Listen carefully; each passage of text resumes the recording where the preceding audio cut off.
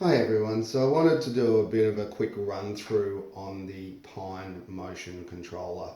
So I have done an unboxing, but I'll just very briefly describe the Pine motion controller again. So this is the Pine motion controller. It is just a motion controller for it's basically stepper motors and sliders and so on. So it connects via Bluetooth amongst other things to your um, uh, smart device. So in my case, I'm just using an Android tablet because I'm recording on my phone. Um, it then has cables that run to the motors. And so this is my own motor rig that I've sort of custom developed with significant help from a colleague, Jamie, who I could not have done this without. So the Pine motion controller is just the motion controller and then whatever motors you add on. So in my case, as I said, I've got what I call open-ended cables. So these run across through this cable loom into a motor for the pan down the bottom and a motor for the tilt up the top. I've also got a third cable, which you can sort of see down the bottom. And this third cable is a 2.5 stereo cable. So that connects in and that then just runs over here, and then I can connect my camera shutter trigger into that. So what I'm going to do is I'm going to put the Pine motion controller to the side.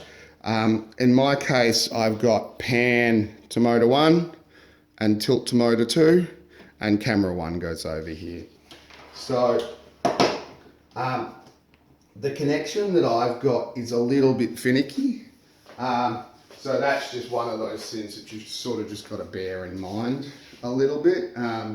It's not an issue with a Pine motion controller. I've just grabbed whatever power supply I could find, which in this case is a laptop one, and it's not great. So now that I've powered this up, I've got a laptop power supply that runs in. I've connected it to my motion controller. We can then go into the Pine motion app. So it will then search via Bluetooth for the Pine motion controller, which it has found, and it's saying please select what is motor 1.1 and 1.2. So because I haven't set these up before, I've basically got to do a bit of a calibration. So I just want to stress with this that really, although I'm showing you this, this tutorial is about the Pine motion controller itself. So this is just a way to facilitate me showing you it, but this isn't part of Pine. For your own interest, I've also got a platypod down the bottom with a quick release that's connected to the pan. So I'll overlay the screen on this as well so you can see what I'm doing. But the first thing I want to do is tell it what motor 1.1 is. So you hit the plus beside default, and I'm going to say that this is pan tilt turntable. So what I then need to do is I need to spin it 90 degrees. So there's a slider down the bottom that lets you adjust the speed and like a clockwise and counterclockwise. So I'm going to spin this until I get about 90 degrees.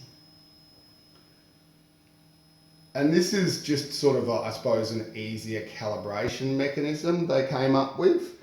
And I must admit, I'm a bit of a fan. I think it's a clever idea and it's just a little bit easier. So I've sort of overshot there a little bit, so I'm going to spin back a tiny bit. And for me, I'm going to say that's 90 degrees. So then you hit next and you give it a name. So mine is pan, so we're done. So tilt is the next one. And so tilt is this bit up here in my case.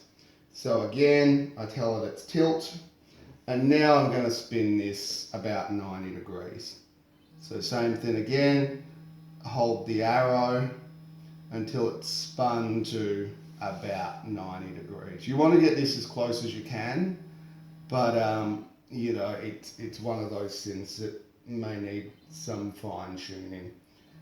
You can adjust the speed with a slider if needed, um, but probably with some of these smaller movements it's better not to, and just do it slowly. So again, I click on next, and now I'm going to say this is tilt. So now that I click on save, I've then basically told it that motor 1.1 is pan, and I've effectively calibrated that, and motor 1.2 is tilt, and I've effectively calibrated that too. So then we can just click on the done button.